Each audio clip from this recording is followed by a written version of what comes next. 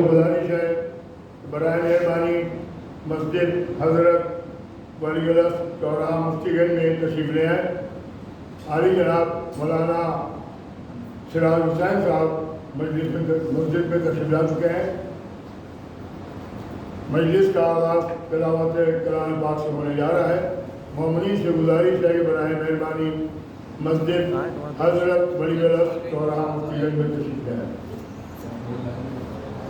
اعوذ باللہ من الشیطان الرجیم، بسم اللہ الرحمن الرحیم، اللہم صلی علی محمد وآل محمد، اللہم صلی علی محمد وآل محمد، اللہم صلی علی محمد وآل محمد، بسم اللہ الرحمن الرحیم، الحمدللہ رب العالمین، الرحمن الرحیم، مالک یوم الدین، ایاک نعبد و ایاک نستعین، اہدنا الصراط المستقیم، صراط الذین انعمت علیہم غیر المغضوب علیہم ولا الضالین، اللہم صلی علی محمد وآل محمد، اللہم صلی علی محمد وآل محمد، اللہم صلی علی محمد وآل محمد۔ چند اشعار حضرات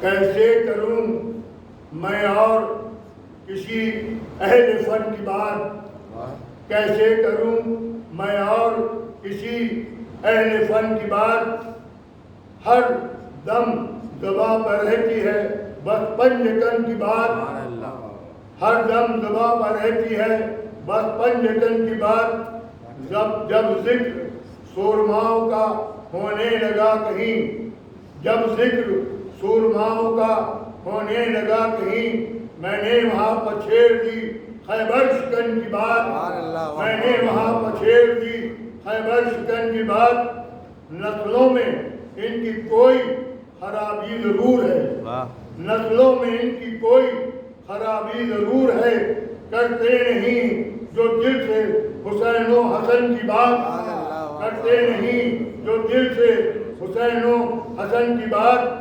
مولا منائیں آپ ہی خیبر کا واقعہ، مولا بتائیں آپ ہی خیبر کا واقعہ، غیروں کے منہ سے اچھی لگے گی نہ ان کی بات، غیروں کے منہ سے اچھی لگے گی نہ ان کی بات۔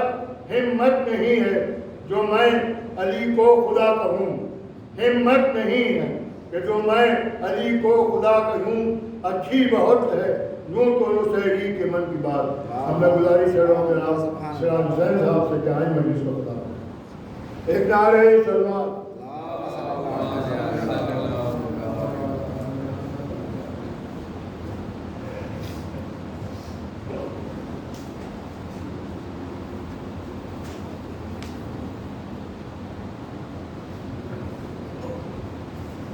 ایک نعرہ سلمان۔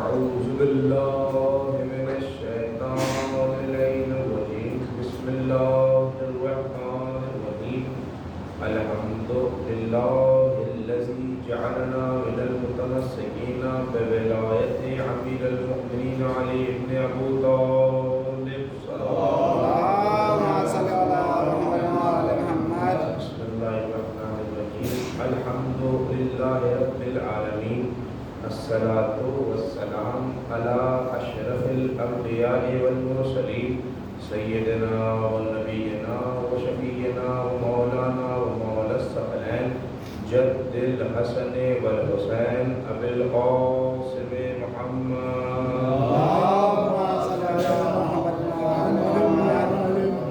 وعلى أهل بيته الطيبين الطاهرين المعصومين المظلومين ولعنة الله على أعدائهم وقتلتهم وغاصب حقوقهم ومنكري فضائلهم ومصائبهم وعطشهم أجمعين من الآن إلى قيام يوم الدين.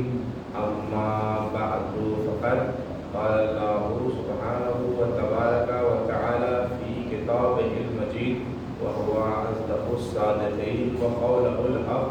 بسم الله الرحمن الرحيم. إنما وليكم الله ورسوله والذين آمنوا الذين يقيمون الصلاة ويؤتون الزكاة وهم راكعون. صلوات الله.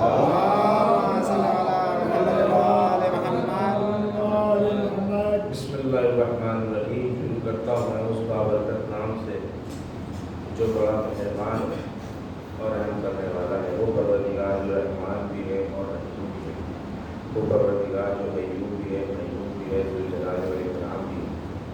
حضرات جیسے کہ آپ کو علم ہے کہ مسلسل موضوع ولایت امیر المومنین کے ان عشرہ مجالس کو عنوان قرار دے رہا ہوں اور آج اس سلسلے کی چھٹی مجلس ہے. اور جیسے کہ آپ کو علم ہے کہ گزشتہ کل کی مجلس میں نے یہ بیان کیا تھا کہ اگرچہ ہمیں اسلام کی اجرت دینا ہے تو ہمیں علی ولی اللہ کرنا ہے. اگرچہ ہم چاہتے ہیں کہ دین کی اجرت دیں تو ہمیں چاہیے کہ ہم علی ولی اللہ پڑھیں. بے شک ہر عبادت کا جز ہے علی ولی اللہ. بغیر علی کے کوئی عبادت ہو نہیں سکتی. وہ پروردگار بھی بغیر ان کے عبادتوں کو قبول نہیں کرتا.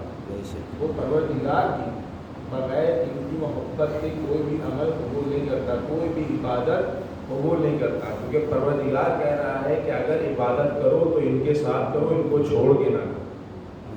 اگر نماز پڑھو تو علی کے ساتھ علی کی محبت دل میں رکھ کے نماز پڑھو, وگرنہ نماز قبول نہیں ہوگی.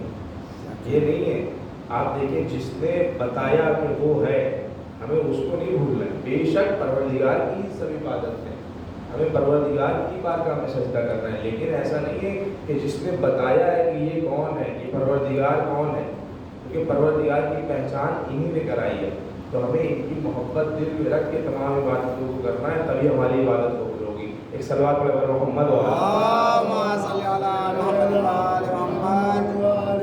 وہ عبادتیں ہمیں کرنا ہے علی کے ساتھ, علی کو چھوڑ کے عبادت نہیں کرنا ہے. تو مدینے میں ایک راتوں رات مسجد تعمیر کی گئی. آپ مجھ سے بہتر جانتے ہیں مدینے میں راتوں رات مسجد تعمیر کی گئی. مسجد کا نام تھا مسجد زرار. کس لیے تعمیر کی گئی؟ یہ وہاں کے امیروں نے مسجد کو تعمیر کیا اور اس وقت یہ پلر اور یہ چھت ڈلنے کا اس طرح کا دور تو تھا نہیں. دو کھجور کے تنے رکھے گئے, اس کے اوپر کھجور کے پتے ڈال دیے گئے, مسجد تیار ہو گئی. راتوں رات مسجد تیار کی گئی. یہ مسجد کیوں تیار کی گئی؟ ان لوگوں نے سوچا کہ ہم اس میں نماز ان کے بغیر پڑھیں گے, ان کے بغیر نماز یہاں پڑھیں گے.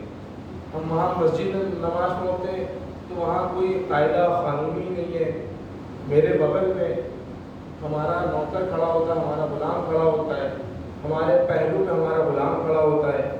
اب ہم یہاں پر اپنی نماز الگ پڑھیں گے, جو ہم ان کے پیچھے وہاں پہنچتے ہیں ہم اپنی الگ پڑھ لیں گے. ہمیں خدا کی عبادت کرنا ہے نا, ہم ان کے بغیر خدا کی عبادت کر کے دیکھتے ہیں.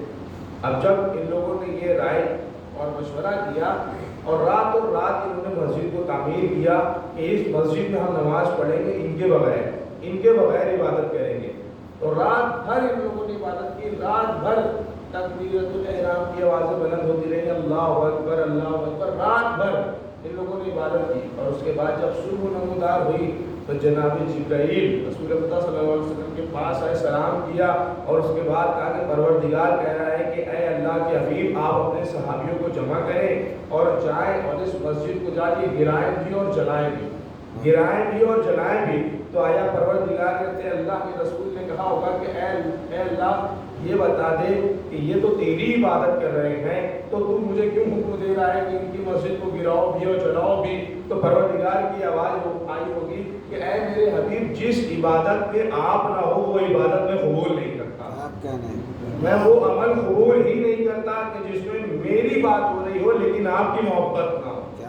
لہٰذا آپ جائیں اس مسجد کو گرائیں بھی، اس مسجد کو جلائیں بھی، تو بے شک رسول کے بغیر، علی کے بغیر اللہ عبادتوں کو قبول نہیں کر سکتا، تو ان کے دین کو قبول کر لے گا۔ ایک صلوات نبی محمد اللہم صلی علی محمد و آل محمد۔ آپ دیکھیں، ہمیں نماز پڑھنا ہے، ہمیں عبادت کرنا ہے تو علی کے ساتھ، رسول کے ساتھ، انہیں چھوڑ کے نہیں کرنا ہے۔ یہ ہیں علی کے دشمن کہ جنہوں نے بغض علی میں، بغض رسول میں مسجد اپنی الگ بنا لی کہ وہاں پر اپنی نماز پڑھیں گے، اور یہ چاہتے تھے کہ امیر اپنی نماز پڑھیں، غریب اپنی نماز پڑھیں، ہمیں ان کے پہلو میں کھڑے نہ ہونا پڑے۔ توجہ چاہتا ہوں، لیکن ایسے ہمارے یہاں بھی موجود ہیں کہ جو اس درجے پر فائز تھے کہ امام وقت نے انہیں بشارت دی کہ آپ مسجد کی تعمیر کریں۔ مسجد جمکران جو جا چکے ہیں وہ اس کی ہسٹری سے واقف ہوں گے کہ مسجد جمکران کیوں بنی، کہاں بنی۔ میں موجود ہے مسجد جمکران، اور ایک مولا کا چاہنے والا تھا کہ جس کو مولا نے بشارت دی، خواب کے ذریعے سے بشارت دی کہ ایک مسجد کی تعمیر کرو۔ اس کو ایک دن خواب نہیں آیا بلکہ مسلسل 3 روز تک کے خواب آیا، اور اس نے اس مسجد کو تعمیر کیا۔ اور آج آپ انشاءاللہ ضرور جائیں گے، جا کے دیکھیں، جو جا چکے ہیں وہ دیکھ چکے ہوں گے، جو نہیں گئے ہیں وہ انشاءاللہ ضرور دیکھیں گے کہ وہ آج اتنی بڑی مسجد ہے، مسجد جمکران، کہ اگر آپ کو اس میں چلنا ہے تو اس کے لیے آپ ایک دن میں پوری مسجد کو نہیں گھوم پائیں گے۔ اتنی بڑی مسجد ہے کہ اس کے مسجد کے اندر ہی بسیں چلتی ہیں لوگوں کے لیے، اتنی بڑی مسجد ہے۔ اور میں بیان کرنا چاہتا ہوں کہ وہ مسجد امام زمانہ علیہ السلام سے منسوب ہے۔ اللہم صلی علی محمد و آل محمد۔ اگرچہ انسان سچے دل سے، عقیدت کے ساتھ، ایمان کی پختگی کے ساتھ وہاں پر اس نیت سے جائے کہ اس کی ملاقات امام سے ہو، تو ضرور اس کی امام سے ملاقات ہے۔ اور میں وہاں گیا تھا، مولا آپ سب کو بھی جلد سے جلد بلائے، اور میں نے وہاں پر امام زمانہ علیہ السلام کی معرفت کے عنوان سے ایک تقریر بھی بیان کی تھی، لہٰذا دل چاہتا ہوں کہ اسی کچھ جملے آپ کی سماعتوں کے حوالے کروں۔ اور دیکھیے یہ ہمارے موضوع سے ہٹ کے نہیں ہے، دیکھیے امام زمانہ کی بھی معرفت حاصل کرنا، بغیر ان کے معرفت کے مر جانا جاہلیت کی موت ہے۔ ان کی معرفت حاصل کرنا، آپ کی ولایت کی ہونا ہمارے پاس بہت ضروری ہے، اور آپ تو ہمارے وقت کے امام ہیں۔ لیکن کہا یہ جاتا ہے کہ امام پردے غیب ہے، نہیں، امام پردے غیب میں نہیں ہے، ہماری اور آپ کی آنکھوں پر پردے پڑے ہیں کہ ہم انہیں نہیں دیکھ پا رہے ہیں۔ امام ہر وقت، ہر لمحہ، ہر جگہ موجود ہے۔ یہاں اس مجلس میں، اس مسجد میں جس کا نام ہی امام زمانہ سے منسوب ہے، یہاں پہ بھی مولا تشریف لائے، نہ جانے آپ کے پاس بیٹھے ہوں۔ جب بھی آپ صف اعضاء پہ آئیں تو باوضو آئیں، جس طرح سے آپ مسجد میں نماز پڑھنے جاتے ہیں تو پہلے وضو کرتے ہیں، اسی طرح سے جب آپ مجلس سننے جائیں تو وضو کر کے جائیں، کیونکہ آپ خود سوچیں کہ جب آپ کا عقیدہ ہے کہ اہل بیت بھی آتے ہیں، شہزادی بھی تشریف لاتی ہے، کل ائمہ علیہ السلام آتے ہیں، تو نہ جانے کون کس کے پہلو میں بیٹھا۔ آپ عزاداروں کا بہت مرتبہ ہے، بہت مرتبہ ہے، اللہ اکبر۔ تو میں نے ابھی عرض کیا کہ امام پردہ غیب میں نہیں ہے، بلکہ ہم گناہ گار لوگوں کی آنکھوں کو پردے پڑے ہوئے ہیں کہ ہم اس لائق نہیں ہیں کہ اپنے امام کا دیدار کر سکیں۔ اگر ہم اپنی آنکھوں کو گناہوں سے پاک کر لیں، اپنے جسم کو گناہوں سے دھو لیں، اور صرف ان کی راہ میں چلیں، تو یقین جانیے کہ ہم زندگی میں ہی ان کی زیارت کر سکیں۔ اور ایسے لوگ پڑے ہیں کہ وہ امام کی زیارت ابھی بھی کرتے ہیں، لیکن اس کے لیے کیا ہے کہ ایمان کی طہارت ہونا چاہیے، عقیدہ مضبوط ہونا چاہیے، امام کی معرفت ہونا بہت ضروری ہے۔ کیونکہ میرے چھوٹے بھائی نے مجھ سے عرض بھی کیا تھا کہ آپ اس پہ تھوڑی روشنی ڈالیں کہ وقت امام کی معرفت ہونا کیوں ضروری ہے، آیا وقت امام کی عظمت کیا ہے۔ تو دیکھیے ہمیں ہمیشہ ان کے لیے تیار رہنا چاہیے۔ ہم تو دعا کرتے ہیں نا کہ پروردگار ان کا ضرور کرتے، ان کو تشریف لے آئیں، تو بے شک ہمیں دعا کرتے رہنا چاہیے، لیکن دعا کے ساتھ ساتھ اپنے آپ کو بھی تیار کرنا چاہیے کہ اگرچہ امام آ گئے تو ہم کیسے ان کا سامنا کریں گے۔ یقین ہے ہم علی دعا کرتے ہیں، لیکن یہ نہیں اگر واقعہ امام تشریف لے آئے تو ہم کیسے ان کے سامنے آئیں، کہ وہ ہمارے ہر چیز سے واقف ہے، ہمارے ظاہر و باطن سے واقف ہے، ہر چیز جانتے ہیں۔ ہمیں چاہیے کہ ہم گناہوں سے دور ہٹیں اور ان کے راستے پر چلتے رہیں اور ان کا انتظار کرتے رہیں، اور جو لوگ ان کا انتظار کرتے کرتے دنیا سے رخصت ہو جاتے ہیں انہیں اتنا ہی ثواب ملے گا کہ جتنا اس وقت جو لوگ ان کے ساتھ ہوں گے ان کو ثواب ملے گا۔ انتظار میں جو لوگ مر جائیں گے انہیں اتنا ثواب ملے گا۔ جب جناب عیسیٰ جا رہے تھے چوتھے آسمان پر تو ان کے حوارین نے ان سے کہا تھا کہ اے عیسیٰ، اے نبی خدا، یہ بتائیے کہ ہم اب آپ کے بعد راہ حق پہ اگر ہمیں چلنا ہوگا تو کیسے پتہ چلے گا کہ ہم راہ حق پر ہیں؟ تو جناب عیسیٰ نے کہا تھا کہ دیکھو ہمارے بعد ایک نبی آئے گا کہ جس کا نام احمد ہوگا، جو لوگ اس کے انتظار میں مر جائیں گے سمجھ لینا کہ وہ راہ حق میں مریں گے۔ تو جو لوگ وقت کے امام کے انتظار میں مر جاتے ہیں وہ راہ حق پہ مرتے ہیں اور انہیں وہی ثواب ملتا ہے جو اس وقت ان کے ساتھ میں لوگوں کو انہیں ثواب ملے گا۔ یوں تو آپ جانتے ہیں کہ مولا کے ساتھ میں جو 313 لوگ ہوں گے ان کا مرتبہ کیا ہوگا؟ وہ 313 اللہ اکبر ان کی یہ عظمت ہوگی جو امام کے خاص لوگ ہوں گے کہ ان کا یہ مرتبہ ہوگا کہ جب وہ کہیں سے گزر جائیں گے اور کہیں سے قبر کوئی پڑے گی تو قبر کے اندر کے حالات بتا دیں گے کہ قبر کے اندر آیا کیا ہو رہا ہے، عذاب نازل ہو رہا ہے یا برکتیں نازل ہو رہی ہیں۔ ان کا یہ عالم ہوگا، وہ جو 313 ہوں گے ان کا یہ مرتبہ ہوگا۔ وہ یوں سمجھ لیجئے کہ جناب سلمان فارسی جس طرح سے مولا کائنات کے لیے تھے، جناب ابو ذر جس طرح سے مولا کائنات کے لیے تھے، جناب ابی سمے کمال جس طرح سے مولا کائنات کے لیے تھے، اسی طرح سے امام کے لیے وہ 313 ہوں گے۔ ان کا مرتبہ بہت ہے اور اس کے لیے پیشے گوئیاں بھی کی گئی ہیں کہ سب سے زیادہ کہاں سے چنے جائیں گے، سب سے زیادہ قوم مقدس سے چنے جائیں گے۔ تو 313 ان میں 29 لوگ تقریباً 29 لوگ قم سے ہوں گے اور کچھ حبش سے ہوں گے اور ہمارے ہندوستان سے بھی ہوں گے اور تمام ممالک سے ہوں گے۔ لیکن ہمیں مایوس نہیں ہونا ہے، ہمیں اپنی امید کو جگائے رکھنا ہے، ان سے وابستہ رہنا ہے۔ ضرور ہو سکتا ہے لیکن ہمارا عقیدہ یہ ہے کہ ہم ان کے ناصروں میں شمار ہوں گے، لیکن اگر 313 میں نہیں ہوں گے تو ان کے لشکر میں تو موجود ہوں گے، ان کا لشکر تو کافی وسیع ہوگا، ہم ان کے لشکر میں موجود ہو سکتے ہیں، لیکن ہمیں چاہیے کہ ہم آراستہ رہیں، ہم تیاری کریں۔ میں ایک واقعہ پیش کرنا چاہتا ہوں۔ ایک دفعہ امام زمانہ علیہ السلام اللہم صلی علی محمد و آل محمد، ایک شخص سے گھر تشریف لائے، تک کوئی بات کیا، اندر سے آواز آئی کہ آنے والا کون ہے؟ تو امام نے کہا کہ میں مہدی ہوں۔ تو یہ سوچا ہو سکتا ہے کہ کوئی اور مہدی ہوں۔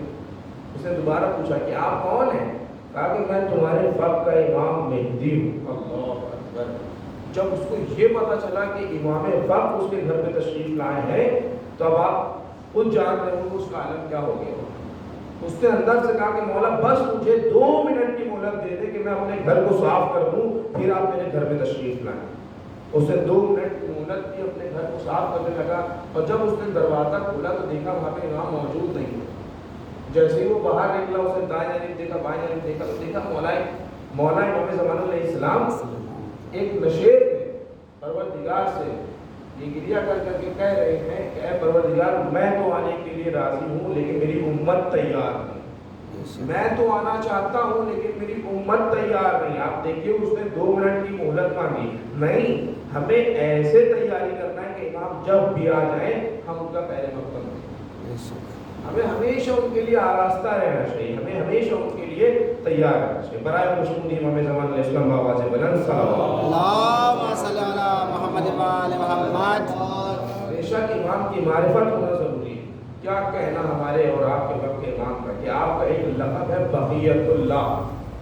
بقیت اللہ اس لفظ کو آپ کو سمجھانے کے لیے میں ایک مثال پیش کرنا چاہوں گا۔ جیسے کہ مثلاً آپ میرے پاس آئے اور میں تجارت کرتا ہوں، آپ نے مجھے 100 روپے دیے اور آپ نے 80 روپے کا سامان لیا، تو میں آپ کو بچے ہوئے 20 روپے دوں گا، تو وہ جو بچے ہوئے 20 روپے اس کو بقیہ پیسہ کہتے ہیں، جو بقیہ اماؤنٹ ہے وہ مجھے آپ کو واپس لوٹانا ہوگا۔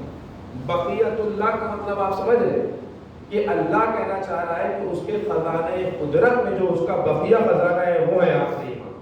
کیا کہنے واہ، اللہ کے خزانہ قدرت میں اس کے بقیہ خزانے کو حجت اللہ کہتے ہیں، منصوص من القلب من اللہ کہتے ہیں، امام وقت امام زمان علیہ السلام کہتے ہیں۔ صلوات اللہ محمد اللہم صلی علی محمد و آل محمد۔ ہمیں معرفت ہونا بہت ضروری ہے، ان کی ولایت کی گواہی ہمیں دینا پڑے گی. کسی کو صرف مولا کائنات کی گواہی نہیں دینا پڑے گی، ان کی ولایت کی گواہی نہیں دینا پڑے گی، ساتھ ہی ساتھ کوئی ائمہ علیہ السلام کی ولایت کی گواہی دے. تو یہ ہے آپ کا مرتبہ، آپ کی معرفت ہونا ضروری. اور یقین جانیے جو صدق دل سے امام کو مانتا ہے، امام اس سے ابھی بھی ملتے ہیں، امام ملتے ہیں. ہم دیکھیں عریضہ ڈالتے ہیں تو یہ عریضہ، ہمارا جو عریضہ ہے وہ امام تک کون پہنچاتا ہے؟ مولا کے چاہنے والے حسین بن روح، وہ ہمارے عریضوں کو امام تک پہنچاتے ہیں. اور اگرچہ پتہ کرنا ہے کہ ہمارے عریضے کا جواب آیا یا نہیں آیا، تو یوں سمجھیں کہ جو آپ نے عریضے میں دعا لکھی، اگر وہ دعا مستجاب ہو گئی تو سمجھ لیجیے امام نے آپ کے سوال کا جواب دے دیا. آپ نے جو عریضہ لکھا تھا اس کا جواب آ گیا. توجہ چاہتا ہوں. اور یقین جانیے کہ اگر انسان پختگی کے ساتھ، عقیدت کے ساتھ امام کو یوں بھی بلائے، سوال کرے، تو امام اس کے سوال کا جواب دیں گے. ہمارے لکھنؤ کا واقعہ ہے، بس اس کے بعد میں ربط مسائل تھے. لکھنؤ کا واقعہ کہ یہاں پہ بہت بڑے عالم تھے، بہت بڑے عالم تھے. تو جب وہ خیبر کی جنگ پڑھ رہے تھے تو انہوں نے جب یہ فقرہ پڑھا کہ مولا کائنات نے جو مرحب کے اوپر تلوار ماری، ذوالفقار چلائی، تو اس تلوار کا چلانا یہ تھا کہ جناب جبرائیل نے اپنے پروں کو بچھا لیا. تو وہ یہ سوچنے لگے کہ آیا وہ ذوالفقار جو کہ حیدر کرار کے ہاتھ میں تھی، جب وہ چلی اور مرحب کو چیرتے ہوئے جناب جبرائیل کے پروں تک آئی، تو آیا جبرائیل کے پروں پر ذوالفقار کے نشان تھے یا نہیں تھے؟ اس چیز پر وہ غور و فکر کر رہے تھے، اس چیز پر ریسرچ کر رہے تھے. ایک دن انہوں نے کہا کہ ایسا ہے کہ اپنے ملازم سے کہا کہ دیکھو آج کے دن میں خاص اسی چیز کے لیے منسوخ کرتا ہوں، میں آج سے صرف تحریر کروں گا، مطالعہ کروں گا، لہذا کوئی بھی میرے پاس ملنے آئے اس سے کہہ دینا کہ آج میں بزی ہوں، آج ملاقات نہیں کر پاؤں گا. یہ اپنے حجرے میں آئے، انہوں نے کتابوں کو نکالنا شروع کیا، مطالعہ کرنا شروع کیا، پھر پڑھتے جا رہے ہیں. ان کو کچھ سمجھ میں نہیں آ رہا ہے، یہ ان کو پتہ کرنا ہے. دلیل اس کے لیے چاہیے ہے کہ آیا جبرائیل کے پروں پر ذوالفقار کے نشان آئے تھے یا نہیں آئے تھے. اتنے میں یکا یک ایک نورانی شخص ان کے حجرے میں داخل ہوا. اب ان کی عقل پہ تالے پڑ گئے کہ انہوں نے منع کیا تھا کہ کسی کو آنے نہ دینا. اب انہوں نے یہ نہیں پوچھا کہ آپ کو آنے کس نے دیا. توجہ چاہتا ہوں. اب وہ جب شخص ان کے پاس آئے تو کہا کہ کیا بات ہے، کیا چیز تلاش کر رہے ہو، کس چیز کا مطالعہ کر رہے ہو؟ تو انہوں نے کہا کہ میں یہ سوچ رہا ہوں کہ جب خیبر میں علی کی تلوار چلی تو وہ جبرائیل کے پروں پہ آئی، تو جبرائیل کے پروں پر تلوار کے نشان تھے یا نہیں تھے؟ تو آنے والے نے کہا بس اتنا سا سوال ہے، اس کا تو بہت آسان سا جواب ہے. اس کی سب سے بڑی دلیل یہ ہے کہ جب جناب ابراہیم نے اسماعیل کی گردن پہ چھری رکھی تھی، اگر اسماعیل کی گردن پہ چھری کا نشان آ گیا ہوگا تو سمجھ لینا کہ جبرائیل کے پروں پہ بھی علی کی ذوالفقار کا نشان آ گیا ہوگا. اب جیسے ہی انہیں اس کا یہ سوال کا جواب ملا، ایسی پختہ دلیل ملی، یہ تو بہت خوش ہو گئے. ان کی خوشی کا ٹھکانہ نہیں رہا. لیکن کچھ دیر کے بعد وہ آنے والا شخص چلا گیا. لیکن جب انہوں نے یہ سوچا کہ میں نے تو اپنے ملازم سے منع کیا تھا کہ کسی کو بھی میرے پاس آنے نہ دینا، یہ فوراً ملازم کے پاس گئے. انہوں نے کہا کہ میں نے تو تجھ سے منع کیا تھا کہ آج میرے پاس کسی کو بھیجنا نہیں، یہ آنے والا کون تھا؟ تو اس نے کہا میں قسم کھاتا ہوں اپنی جان کی کہ آپ کے حکم کی میں نے تعمیل کی، میں نے کسی کو بھی یہاں سے اندر جانے نہیں دیا. تو آپ دیکھیے کہ انہوں نے خالی یہ سوچا تھا کہ امام ان کو جواب دینے کے لیے. یقین جانیے ہم سچے دل سے، سچے دل سے اگر ان سے کوئی بھی دعا کرتے ہیں، کوئی بھی سوال کرے نا، اور اس امید سے سوال کریں کہ امام خود باعجاز امامت آ کے ہمیں اس کا جواب دیں، تو یقین جانیے ہمیں اس کا جواب امام خود دیں گے. اور جو مولا کے چاہنے والے ہوتے ہیں، جن کے دل میں ان سے ملنے کی تمنا رہتی ہے، یقین جانیے زندگی میں ان کی کہیں نہ کہیں ملاقات امام سے ضرور ہوتی ہے. کہیں نہ کہیں کسی نہ کسی شکل میں وہ امام کو ضرور دیکھتے ہوں گے. یہی وجہ ہے کہ جب امام کا ظہور ہوگا نا تو بہت سے ایسے ہوں گے جو یہ کہیں گے کہ ہم نے تو امام کو فلاں جگہ دیکھا تھا، ہم نے تو حالت خواب میں دیکھا تھا، ہم نے کہیں دیکھا تھا، ہم نے ان کی زیارت کی. بے شک جب مولا ملتے ہیں وہ بات الگ ہے کہ ہمارے ذہن کام کرنا بند کر دیتے ہیں. لہٰذا ہمیں چاہیے ہے کہ ہم تیار ہیں، جیسا مولا ہم کو چاہتے ہیں ہم اس طرح سے بنیں، وہ جس راہ پہ چاہتے ہیں ہم اس راہ پہ چلیں. اور بے شک یہی ولایت ہے امیر المومنین ہے، یہی امام کی ولایت ہے. کیا ان کے نشق قدم پہ چلتے ہیں. عزادارو بس میں نے مجلس کو تمام کیا، چند جملے مسائل کے ختم دعا. امام کو منتقم کون حسین کہا جاتا ہے، امام وقت کو. منتقم ابن حسین، یوں تو منتقم ابن حسین جناب مختار بھی تھے، لیکن اصل میں منتقم ابن حسین امام زمانہ ہو گئے۔ کیوں ایسا ہے؟ منتقم ابن حسین آخر جناب سید سجاد کیوں نہیں تھے؟ اپنے بابا کا انتقام لے سکتے تھے۔ منتقم ابن حسین آخر پانچویں امام کیوں نہیں تھے؟ اپنے دادا کا اپنے جد کا انتقام لیتے۔ منتقم ابن حسین چھٹے امام کیوں نہیں تھے؟ منتقم ابن حسین ساتویں امام کیوں نہیں تھے؟ اسی طرح سے 11ویں امام تک کے کوئی بھی امام کو منتقم ابن حسین کیوں نہیں کہا گیا؟ کسی امام نے کیوں نہیں بدلا لیا؟ دراصل میں اس کے پیچھے وجہ جانیں گے۔ وجہ یہ ہے کہ جب امام تشریف لائیں گے اور وہ جب انتقام لیں گے تو صرف اور صرف اپنے وقت کے دشمنوں سے انتقام نہیں لیں گے۔ اگر کوئی بھی امام انتقام لیتا تو صرف اپنے وقت کے دشمنوں سے انتقام لیتا۔ توجہ چاہتا ہوں، چوتھے امام اگر انتقام لیتے اپنے بابا کا تو اس وقت جتنے بھی دشمن موجود تھے صرف ان سے انتقام لے پاتے۔ پانچویں امام اگر انتقام لیتے تو اپنے دور کے دشمنوں سے انتقام لیتے۔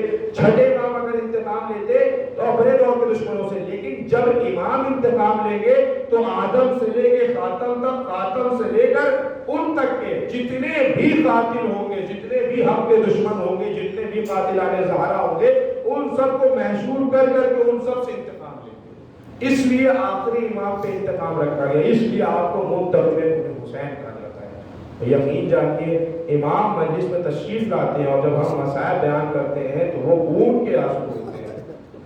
حاضر دارو آج 6 محرم ہے، رونے کے لیے تو بس یہی کافی ہے کہ آج 6 محرم ہے۔ آپ دیکھیے محرم کے دن کتنی تیزی سے گزر گئے۔ ابھی فلک پہ 4 نمودار ہوا تھا، پہلی محرم آئی، دوسری محرم آئی، تیسری محرم آئی، اور آج دیکھیے 6 محرم آ گئی۔ اے آقا حسین، اے بی بی سیدہ، ہم جس طرح سے عزاداری کرنے کے حقدار ہیں ہم وہ حق ادا نہیں کر سکے۔ بی بی توفیق عطا کری کہ آئندہ سال انشاءاللہ یہ جتنے بھی عزادار ہیں جو یہاں پہ بیٹھے ہو، جہاں بھی مولا حسین کے عزادار شیعان حیدر کدار ہیں، وہ اس سے زیادہ بڑھ چڑھ کر عزاداری میں حصہ ہے۔ عزاداروں 6 محرم ہے۔ آج کی تاریخ کی مناسبت سے جناب علی اکبر کے مسائل بیان کیے جاتے ہیں۔ یہ کون علی اکبر ہے؟ یہ ہم شکل مصطفیٰ علی اکبر ہے۔ جب بھی آقا حسین کو خواہش ہوتی ہے کہ اپنے نانا کا دیدار کرے تو اپنے لال علی اکبر کو دیکھ لیا کرتے ہیں۔ عزاداروں جب عاشور کے دن تمام اصحاب شہید ہو گئے، انصار شہید ہو گئے، عائشہ کی باری آئی اور محمد شہید ہو گئے، قاسم کا لاشا زندگی میں ہی پامال ہو گیا، عباس کے شان قلم ہو گئے، تو جناب علی اکبر آقا حسین کے پاس آتے ہیں، کہتے ہیں بابا اب مجھے مرنے کی اجازت دے دیجیے۔ امام حسین کہتے ہیں میرے لال تم تو میرے جگر کے ٹکڑے ہو، تم تو میرے لال ہو، اے علی اکبر میں تمہیں کیسے مرنے کی اجازت دے دوں؟ تم تو ہم شکل مصطفیٰ ہو، جب مجھے جی چاہتا ہے کہ میں اپنے نانا کی زیارت کر لوں تو میں تم کو دیکھ لیا کرتا ہوں۔ حاضردارو جناب علی اکبر سے امام حسین نے کہا اے میرے لال مجھ سے زیادہ تمہاری ماں کا حق تم پہ، اپنی ماں سے جا کے اجازت مانگو۔ جناب علی اکبر اپنی ماں کے پاس آتے ہیں اور کہتے ہیں ماں آپ مجھے مرنے کی اجازت دے دیں۔ جناب ام لیلہ کہتی ہیں کہ میرے لال علی اکبر مجھ سے زیادہ حق تمہاری چھوٹی کا تم پہ ہے، جا کے مجھ سے اجازت مانگو۔ حاضردارو جیسے ہی جناب علی اکبر جناب زینب کے پاس آتے ہیں اور کہتے ہیں اے بی اماں آپ ہمیں مرنے کی اجازت دے دیجئے، تو جناب زینب کہتی ہیں میرے لال کیا اسی دن کے لیے تم کو پروان چڑھایا تھا کہ تم بھوپی سے آ کے مرنے کی اجازت مانگو؟ جب کہیں سے اجازت نہیں مل رہی تھی تو جناب علی اکبر نے ایک ایسا جملہ کہا کہ جناب زینب تڑپ گئی۔ جناب زینب سے جناب علی اکبر کہتے ہیں بھوپی اماں ایک کنجر ہے 2 گلے ہیں، یا تو آپ مجھے بچا لیجئے یا اپنے بھیا حسین کو بچا لیجئے۔ جیسے یہ کہنا تھا کہ جناب زینب تڑپ گئی، کہا میرے لال علی اکبر جاؤ خدا حافظ۔ ماں نے اجازت دی، حتیٰ کہ جب آقا حسین نے اجازت دی اور جناب علی اکبر مقتل کی طرف بڑھنے لگے تو پیچھے کسی کی آگے کیا ہٹ محسوس ہوئی۔ جب پیچھے مڑ کے دیکھا تو دیکھا کہ ضعیف باپ کمر کو تھامے ہوئے چلا آ رہا ہے۔ جناب علی اکبر نے کہا بابا آپ کیوں تشریف لا رہے ہیں؟ آپ نے تو مجھے جنگ کی اجازت دے دی ہے۔ امام حسین کہتے ہیں میرے لال علی اکبر کاش تم صاحب اولاد ہوتے تو سمجھتے کہ باپ کے دل پہ کیا صدمہ ہوتا ہے کہ جب بیٹا جنگ میں جا رہا ہوتا ہے شہادت نوش کرنے کے لیے۔ حاضردارو بھی وقت آئے کہ جب جناب علی اکبر مقتل میں آئے اور جو رجس پڑا پھر اس کے بعد حملہ کیا تو سینکڑوں کو واصل جہنم کیا. ادھر جناب ام لیلہ نے مصلی بچھایا، کہے پروردگار اے یعقوب کو یوسف سے ملانے والے مجھے ایک بار میرے علی اکبر سے ملا دے. جنگ کرتے کرتے جناب علی اکبر ایک بار واپس آؤ، کہتے ہیں بابا اگر ایک قطرہ پانی کا مل جاتا تو میں دشمنوں کو بتا دیتا کہ میں علی اکبر کون، میں حسین کا بیٹا ہوں، میں علی کا پوتا ہوں، میں عباس کا شاگرد ہوں. حاضردارو جیسے ہی جناب علی اکبر نے یہ کہا، امام حسین نے کہا میرے لال اپنی زبان کو میرے ذہن میں ڈالو. جیسے ہی جناب علی اکبر نے اپنی زبان کو اپنے بابا کی ذہن میں ڈالا، حاضردارو فوراً واپس کہتے کہتے ہیں بابا آپ تو مجھ سے زیادہ پیاسے ہیں، آپ کے حلق میں تو کانٹے پڑے ہوئے ہیں. حاضردارو جناب علی اکبر کسی طرح سے پھر واپس میدان میں گئے. اس کے بعد حملہ کرنا شروع کیا. طالبوں کی طرف سے آواز آنے لگی کہ دیکھو یہ علی اکبر ہے، یہ حسین کے شاگرد ہیں یا عباس کے شاگرد ہیں، ان پہ ایسے حملہ نہ کرو، چاروں طرف سے گھیر کے حملہ کرو. حاضردارو چاروں طرف سے گھیر کے حملہ ہونے لگا. حاضردارو جناب علی اکبر 3 دن کے بھوکے و پیاسے کب تک جنگ کرتے. سنان ابن انس نے خدا کی لعنت ہو جناب علی اکبر کے سینے میں برچھی کی علی ماری، اور برچھی کی علی صرف ماری نہیں بلکہ برچھی کی علی کو مار کے اس کو توڑ ڈالا. برچھی کی علی کلیجے میں اتر گئی. جب جناب علی اکبر گھوڑے پر سفر نہ سکے، زمین کربلا پہ آئے تو ہر شہید نے آقا حسین کو مدد کے لیے پکارا، لیکن جناب علی اکبر جانتے تھے کہ میرے چچا کے مرنے سے میرے بابا کی کمر ٹوٹ گئی ہے، اس لیے مدد کے لیے نہیں پکارا. کہا ہے بابا آپ پہ سلام آتے ہو، اے بابا آپ پہ میرا اپنی سلام قبول ہو.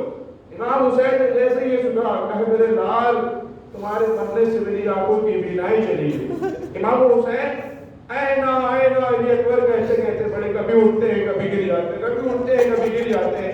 کسی طرح سے جناب علی اکبر کے سرانے پہنچے. کہتے ہیں بیٹا کیا بات ہے، کہاں زخم ہے؟ جناب علی اکبر کہتے ہیں بابا سینے میں برچھی کی علی ٹوٹ گئی ہے. حاضردار امام حسین دو زانو ہو کے بیٹھتے ہیں. جناب علی اکبر کے سینے میں جو برچھی کی علی ٹوٹی ہوتی ہے اس میں اپنا ہاتھ ڈالتے ہیں، نجف کی طرف رخ کرتے ہوئے کہتے ہیں بابا دو انگلیوں سے درے پیبر اٹھانا آسان ہے، ایک جوان بیٹے کے سینے میں برچھی کی علی کو نکالنا مشکل ہے. جیسے ہی یا علی کہہ کے برچھی کو نکالا، برچھی کے ساتھ میں کلیجہ باہر آ گیا. علی اکبر کی روح جنت کو پرواز کر گئی. جب لاشا اٹھانا چاہا تو طاقت نے جواب دے دیا، دائیں جائیں دیکھا بائیں جائیں دیکھا، میں بنی ہاشم کے بچوں آؤ. اپنے جوان کا لاشا اٹھایا، آگے آگے بچے علی اکبر کا جنازہ لیے ہوئے، پیچھے حسین پیر کر رہے تھے. ہائے علی اکبر وائے علی اکبر وسيعلم الذين ظلموا أي منقلب يكون. تقبل منا إنك أنت السميع الدعاء. إنا لله وإنا إليه راجعون. نزل بقضائه وتسليما لأمره مات من حسين. يا حسين يا حسين يا حسين يا حسين يا حسين يا حسين يا حسين يا حسين يا حسين يا حسين يا حسين يا حسين يا حسين يا حسين يا حسين يا حسين. السلام عليك يا أبا عبد الله، السلام عليك يا ابن رسول الله، السلام عليك وعلى جدك وأبيك، السلام عليك وعلى أمك وأخيك، السلام عليك يا شهداء كربلاء، السلام عليك وأسيران كربلاء، السلام عليكم ورحمة الله وبركاته. السلام عليك يا مولانا يا غريب الغرباء، السلام عليك يا معين الضعفاء والفقراء، السلام عليك يا أشرف شموس حسن النفوس أيها المدفون بعزة سلطان العرب والعجم، يا عبد الحسن علي بن موسى رضا والروح ويشفي لك الفداء ورحمة الله وبركاته. السلام عليك يا مولانا صاحب ناصر والزمان الأمان الأمان الأمان، السلام عليك يا شريك القرآن، السلام عليك يا حسن الرحمن الله تعالى فرجك وسهل الله تعالى مخرجك وزوجك إن شاء الله ورحمة الله وبركاته.